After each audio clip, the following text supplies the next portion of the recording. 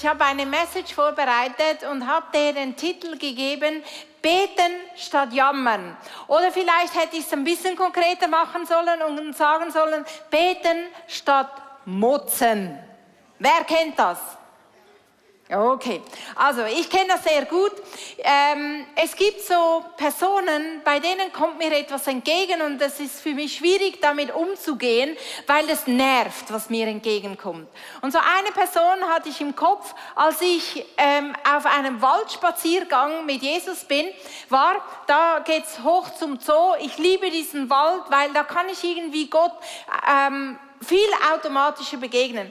Da ging ich also schon ein paar Schritte und so und irgendwann habe ich gesagt, okay Jesus, du weißt, diese eine Person, da kommt mir etwas entgegen, das nervt. Was mache ich damit? Wie gehe ich damit um? Das kennst du vielleicht auch in der Schule oder in deiner Nachbarschaft oder vielleicht sogar in deiner Familie. Leute,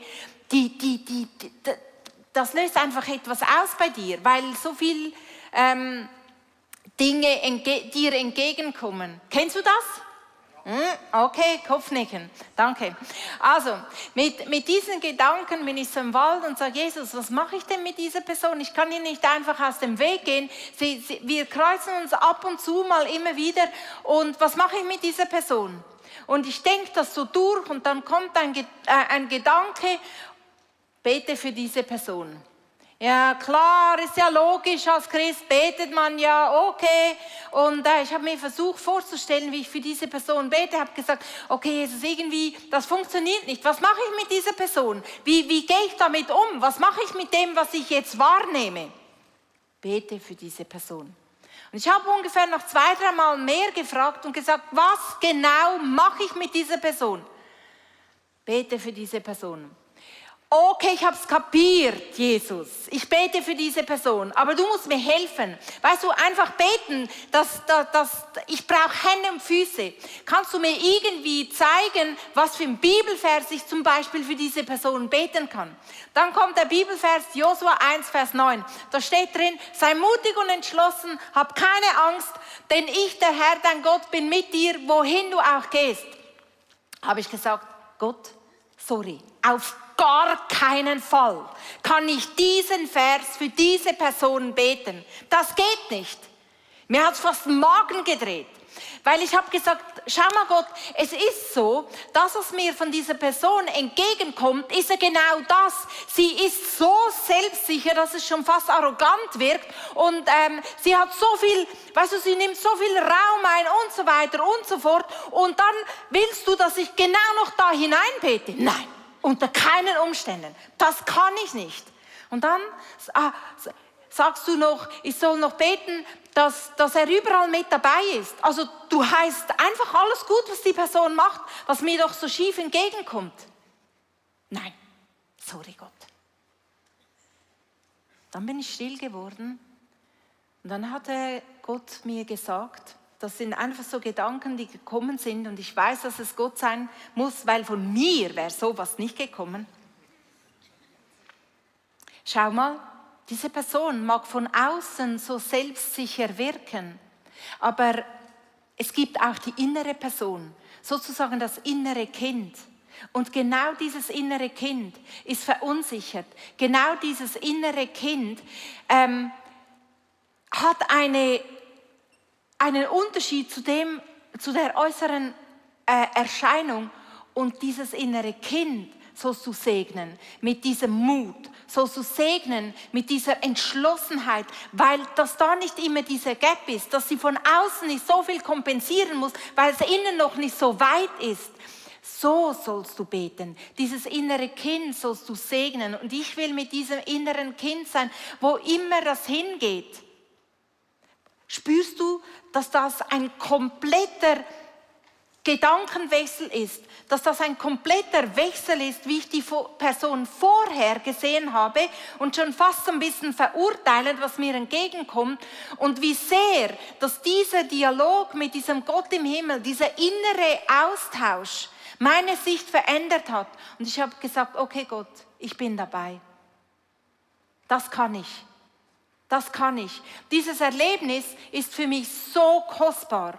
Und Jesus sagt im Neuen Testament, im Vaterunser, wo er uns lehrt, wie beten, anstatt sich zu beschweren, anstatt zu motzen, anstatt zu jammern, sagt er, betet so, dein Reich komme, dein Wille geschehe, wie im Himmel, so auf Erden.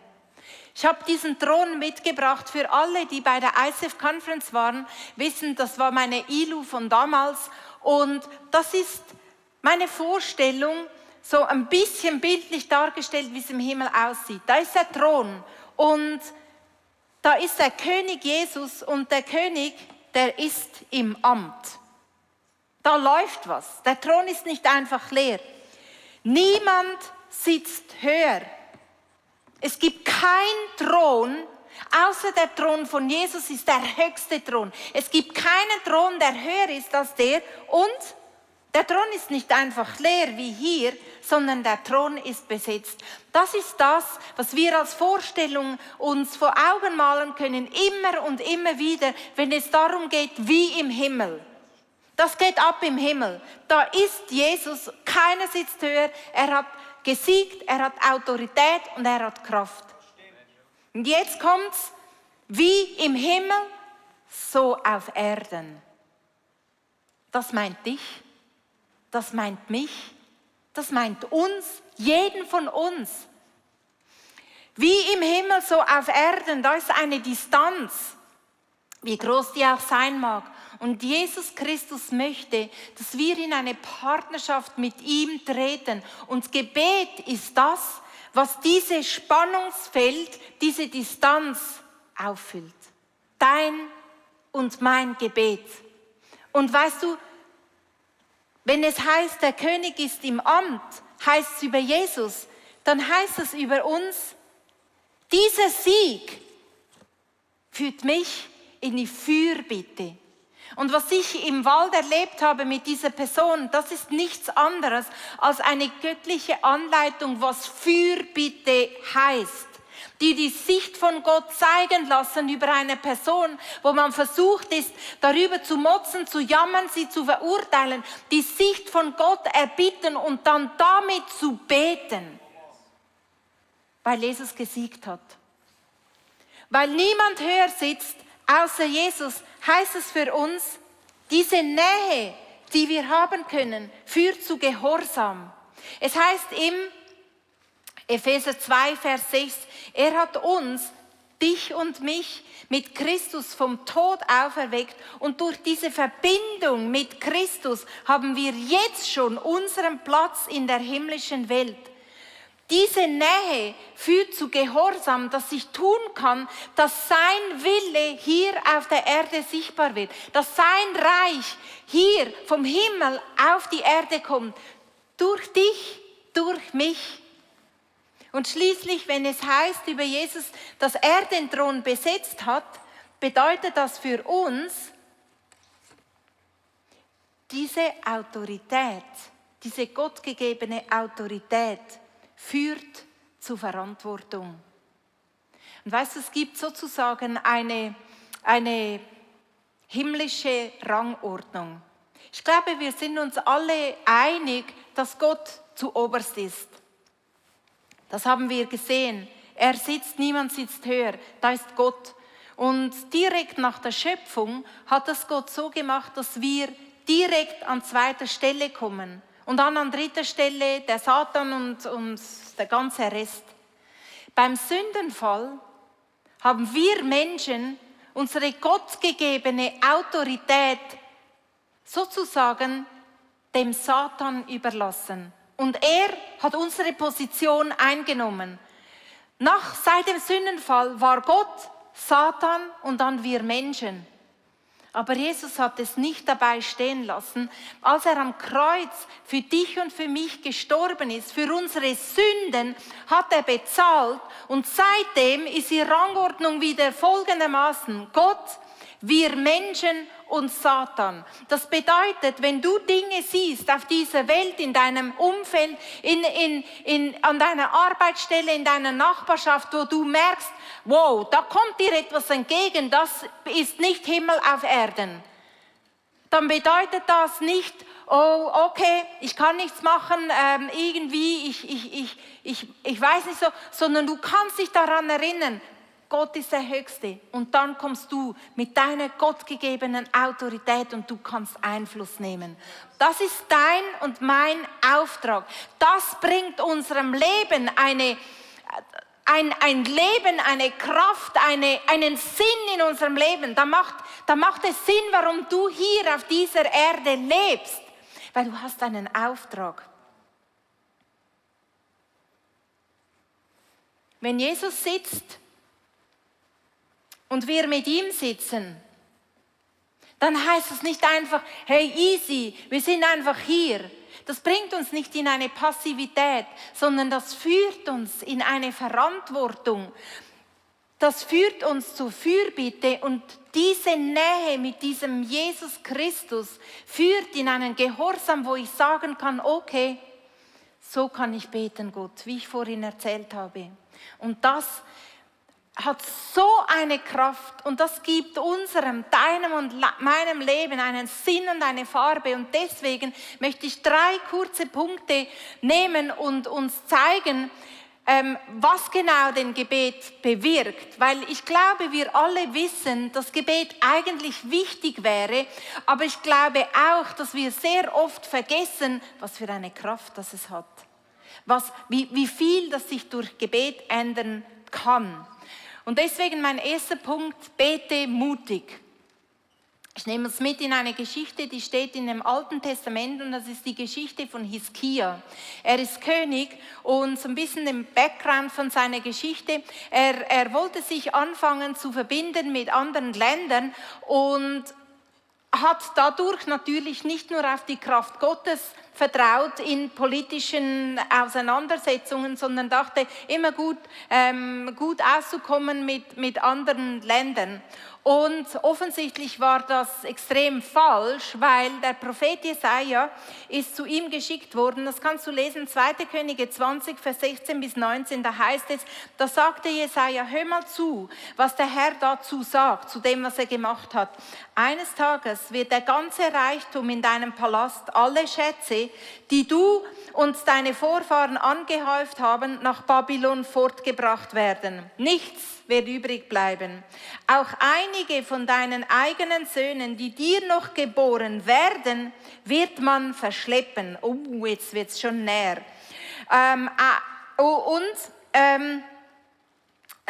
Sie müssen als Eunuchen im Palast des babylonischen Königs dienen.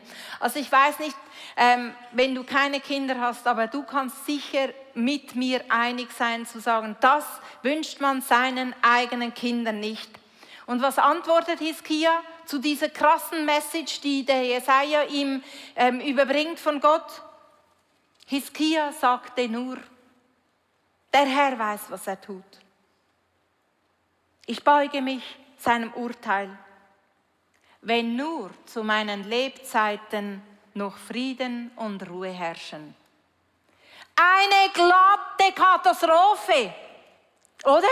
Das können wir sagen, weil wir schauen von der dritten Person zu und sagen, Hiskia, was denkst du dir dabei, sowas einfach hinzunehmen? Wenn nur zu meinen Lebzeiten noch Ruhe und Frieden herrschen. Gott weiß, was er tut. Das kommt so krass, demütig daher, aber was dahinter steckt, ist möglicherweise Enttäuschung. Wenn wir so reagieren in unserem Leben, ist es vielleicht, weil wir müde geworden sind, da einzustehen, weil wir müde geworden sind, immer diese Verantwortung, immer diesen Gehorsam, das fühlt sich so einengend an und deswegen geben wir auf und deswegen hören wir auf. Und das ist eigentlich nichts anderes als fatalistische Passivität. Und ich weiß nicht, ob du das Wort Fatalismus kennst. Jedenfalls heißt Fatalismus, ist die Überzeugung, dass alles ohnehin so kommt, wie es kommen muss, unabhängig davon, was wir Menschen auszurichten haben. Du kannst sowieso nichts mehr ändern. Es ist sowieso schon eingefahren und so weiter. Kennst du solche Situationen, wo du so denkst? Oder in der Gefahr stehst, so zu denken? Oder vielleicht sogar in der Gefahr stehst, okay, mir geht's gut. Solange es mir gut geht, geht's schon einem großen Teil gut. Und du lässt einfach die Dinge schlittern, so wie sie laufen. Ich habe dieses Wort Fatalismus vom Bruder Andrew zum ersten Mal gehört. Und um dir kurz zu sagen, wer das ist, Bruder Andrew ist im 22 gestorben. Das heißt, er ist also schon einiges älter als wir, aber er war Bibelschmuggler. Das heißt, er hat Bibeln in Länder geschmuggelt, wo Bibeln verboten waren, und in kommunistische Länder hat er sie geschmuggelt. Für mich sagt das, der hat sein Leben hingegeben, der hat sein Leben riskiert und aufs Spiel gesetzt. Und in einem seiner Bücher habe ich gelesen, dass er sehr viele von diesen Gesprächen mit Gott geführt hat. Er musste sich Jesus sehr nahe gewusst haben, nicht nur gefühlt, sondern gewusst haben. Und er sagt, Fatalismus lähmt den Leib Christi. Er macht uns zufrieden und gleichgültig, obwohl Gott uns eingeladen hat, im Gebet mit ihm zusammenzuwirken. Wir haben heute Abend gesungen, komm zum Haus des Vaters. Und das ist ernst gemeint. Das ist nicht einfach irgendwie so, ja, wenn du Lust hast, sondern hier ist unser Platz. Ich habe es vorhin vorgelesen, Epheser 2, Vers 6. Hier beim Thron von Gott ist unser Platz, da haben wir etwas auszurichten. Der Unterschied von Fatalismus und von einem Geist, der glaubt, ist sehr groß. Der Fatalismus sagt, ach, es ist sowieso zu spät. Vielleicht kennst du solche Situationen und Umstände in deinem Umfeld oder bei dir selber, wo du sagst, ich kann ja gar nichts ändern. Oder Gott macht ja ohnehin, was er will. Er ist doch der große Gott. Ich neige mich lieber demütig und sage, schon gut, Gott, mach du, wie du es denkst. Ich will mich nicht enttäuschen lassen. Das ist auch so etwas, was uns in diesen Fatalismus hineinbringt, weil wir machen uns verletzlich, wenn wir vor diesen Thron von Gott gehen und unsere Gebete hoffnungsvoll vor ihn bringen, machen wir uns verletzlich, dass wir enttäuscht werden, dass er es nicht so macht, wie wir es gebetet haben. Ja, das muss drin liegen. Oder solange es mir gut geht, ich allein in meinen 4 Wänden, kein Problem. Das ist zu kurz gedacht. Weißt du, was der Glaube sagt, der durch das Wort Gottes entsteht?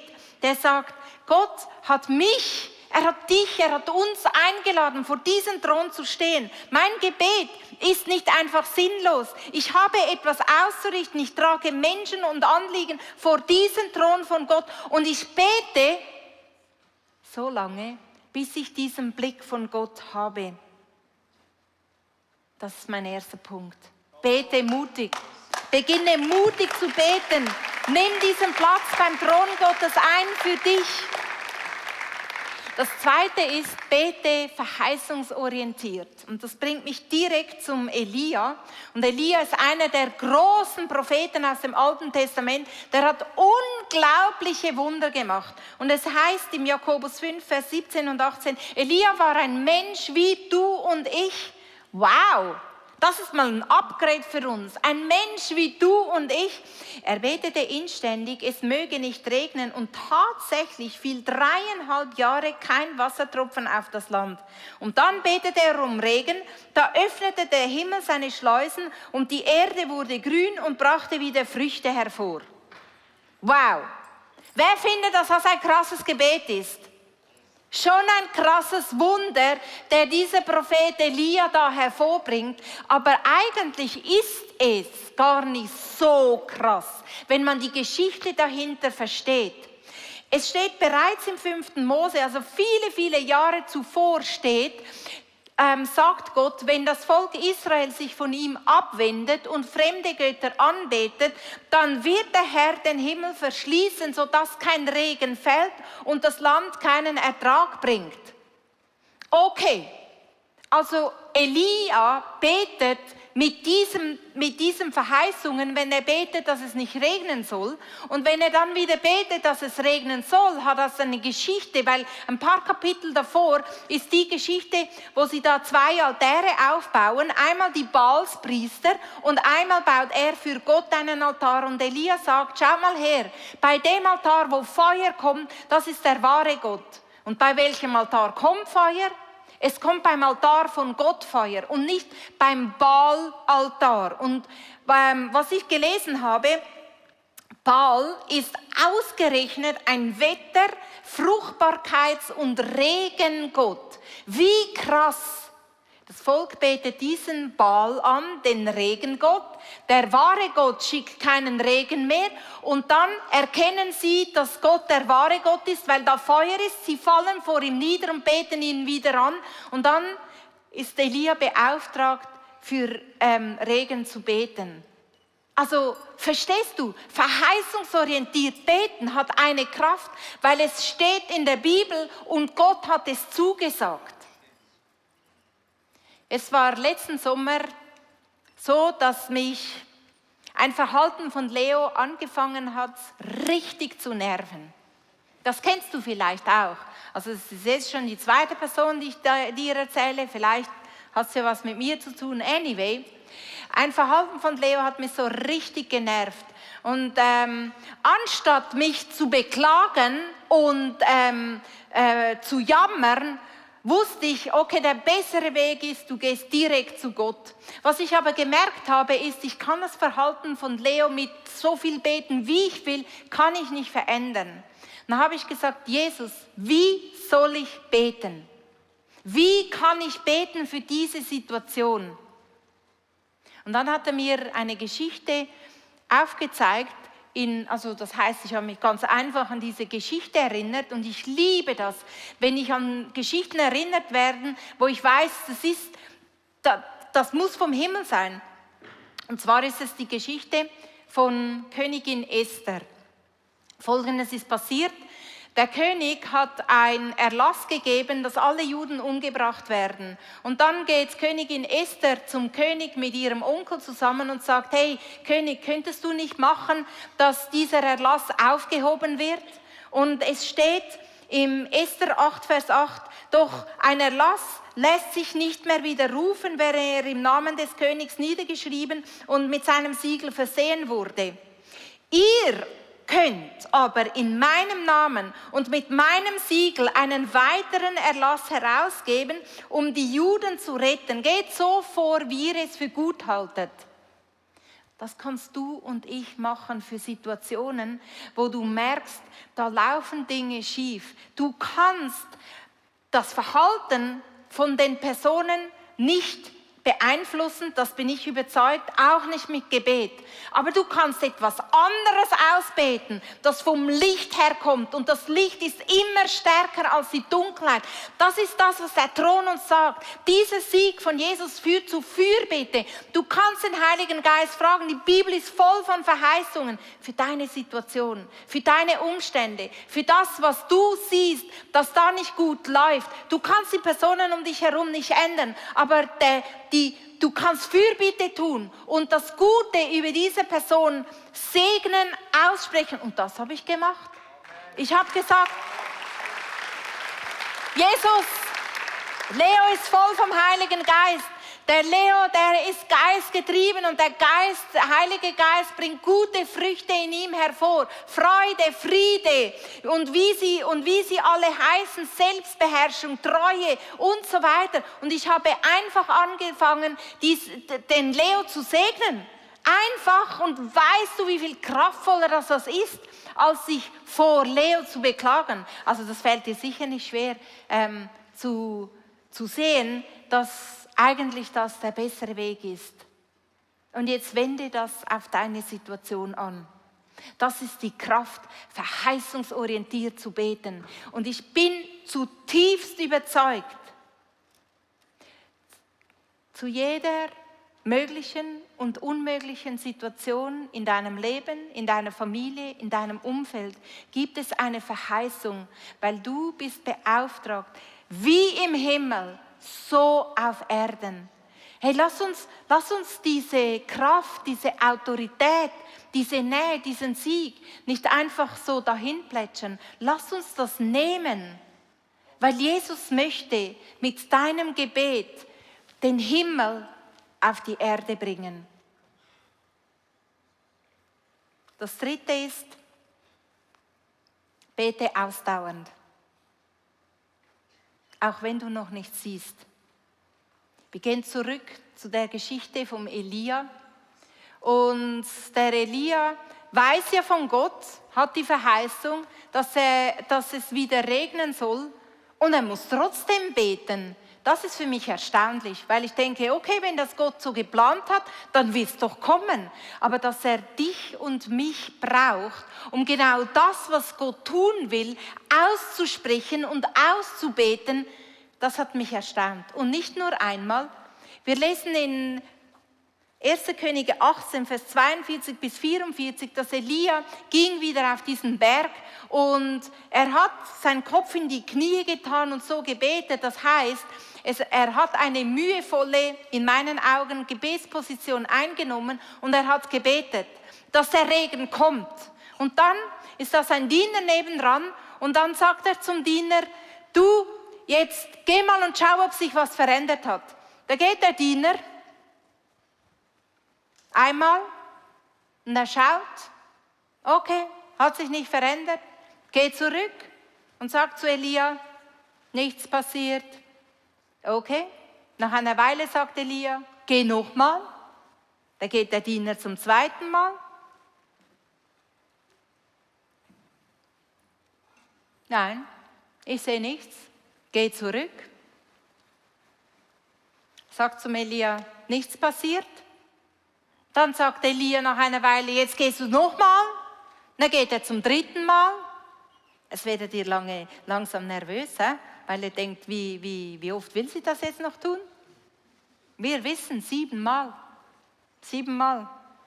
Im dritten Mal kommt er zurück und sagt, nichts passiert. Schickt ihn Elia nochmal. 4. Mal, er geht. Schaut wieder, nichts passiert. Geht er wieder zurück und er meldet es. Nichts passiert. Elia sagt, geh nochmal. Er geht zum 5. Mal. Das ist anhaltendes Gebet. Wir haben das Bild. Aber ich gebe hier nicht auf. Ich habe erst 5 Mal. Er geht wieder zurück. Und er sagt zum Elia, nichts passiert. Okay, sagt Elia, du gehst nochmal. Er geht nochmal, schaut, ob er irgendwas sieht im Himmel. Nein, er sieht nichts. Das 6. Mal, er geht wieder zurück. Sagt Elia, es ist nichts passiert. Was sagt Elia? Du gehst nochmal, du gehst nochmal. Und er geht nochmal, 7 Mal. Und 7 Mal ist die Zahl der Vollkommenheit, das ist die Zahl der Fülle. 7 Mal anhaltendes Gebet, obwohl Elia weiß, dass Gott das will, dass Gott den Regen schicken will, dass er ihn beauftragt hat, das auszusprechen. Das reicht nicht, das auszusprechen. Es reicht auch nicht zu beten. Es muss 7 Mal gebetet werden. Und du weißt, wie oft das 7 Mal ist. Du gibst vorher auf, in den meisten Fällen, weil du denkst doch, nein, wenn ich den Eindruck habe, dass ich für diese Person beten soll, dann mache ich das einmal, dann ist die Sache erledigt. Anhaltendes Gebet. Diese Nähe mit diesem Jesus hilft dir, hilft mir, dass wir gehorsam sind und sagen, okay, ich bete, bis ich es sehe. Weil der Diener kommt beim 7. Mal zurück und sagt, ich sehe eine Wolke, die ist so groß wie die Hand eines Mannes. Und da befahl Elia, so, jetzt geh, lauf schnell zum König und sag ihm, lass sofort anspannen und fahr nach Hause, sonst wirst du vom Regen überrascht. Dann hat er seine Arbeit gemacht, aber nicht vorher. Du, und ich, wir sind eingeladen in eine Partnerschaft mit Jesus, um den Himmel auf diese Erde zu bringen. Und es stoppt, wenn du und ich stoppen mit Beten. Und ich möchte dir 5 ganz einfache Punkte mit auf den Weg geben und jetzt direkt durchbeten, mit uns allen zusammen, was uns helfen kann in Situationen, wo wir versucht sind und wo wir davor stehen, zu motzen, zu jammern, dass du etwas hervorrufen kannst und sagen, nein, Jesus sitzt, niemand sitzt höher und ich übernehme Verantwortung und ich beginne zu beten. Und lass uns das direkt für dich ganz persönlich durchmachen.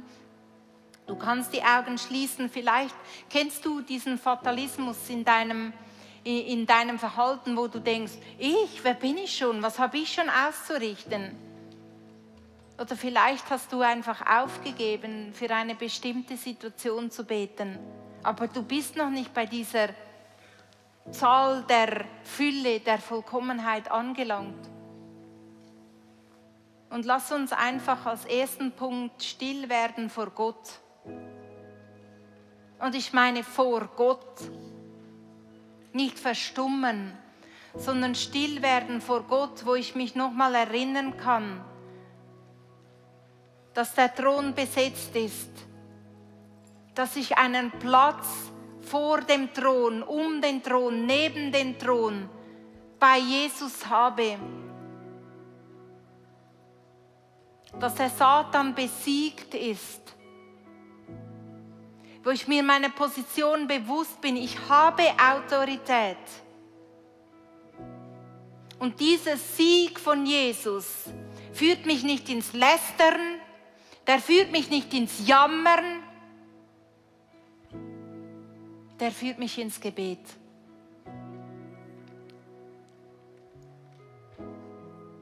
Und jetzt können wir sagen, Heiliger Geist, du siehst die Person, die mich nervt, die ich vor Augen habe.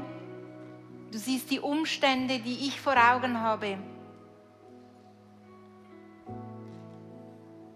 Führe mich, Heiliger Geist. Ich tausche Lästern aus mit dem, was du sagst, mit deinem Wort.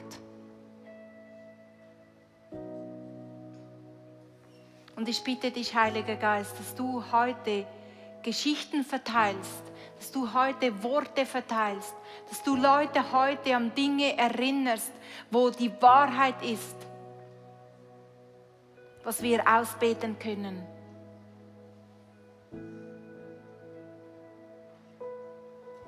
Der Heilige Geist erinnert dich an seine Wahrheiten und dann mach das zu deinem Wort, was aus deinem Mund kommt. Suche Gottes Wahrheiten.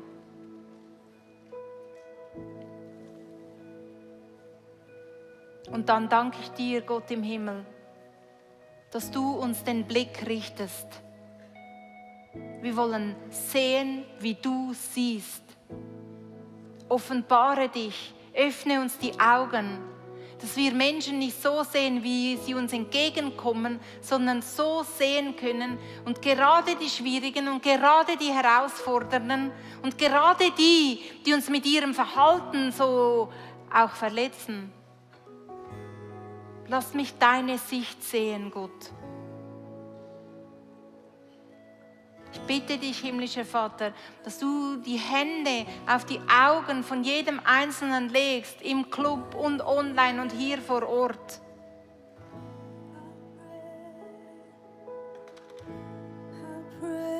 Und wir suchen deine Nähe, dass wir gehorsam sein können und beten und beten und beten und nochmal beten und die Verheißung nochmal aussprechen und diese Person nochmal unter deinen Einfluss stellen und diese Person nochmal segnen und nochmal aussprechen, dass sie mit dem Heiligen Geist gefüllt ist und dass du diese Person über alles liebst, genauso wie du mich liebst. bete, und das kannst du heute zu deinem Gebet machen, in deine Partnerschaft ein, himmlischer Vater, wo ich mit dir zusammenarbeite, um den Himmel auf diese Erde zu bringen. Und ich weiß aus eigener Erfahrung, du wirst dabei die meistgesegnete Person sein. Die, wo am meisten Segen aus dieser ganzen Situation trägt. Ich bin dabei, Jesus. Ich mache damit.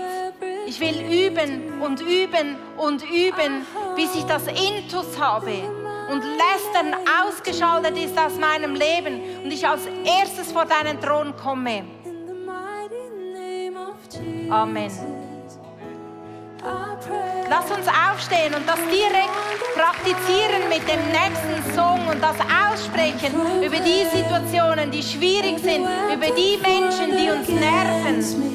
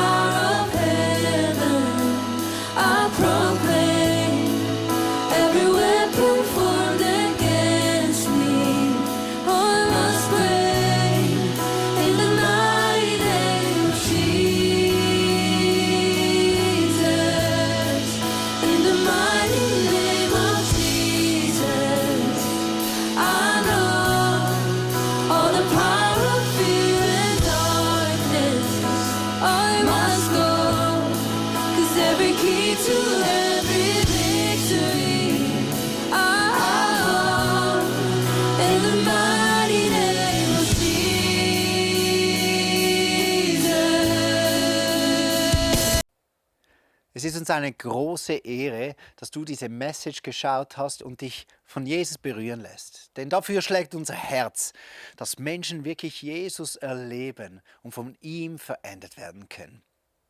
Wir unterstützen dich auch gerne noch weiter. Bitte folge uns auf Social Media oder connecte uns. Du kannst übrigens auch zur Church gehören, wenn du einfach online dabei bist.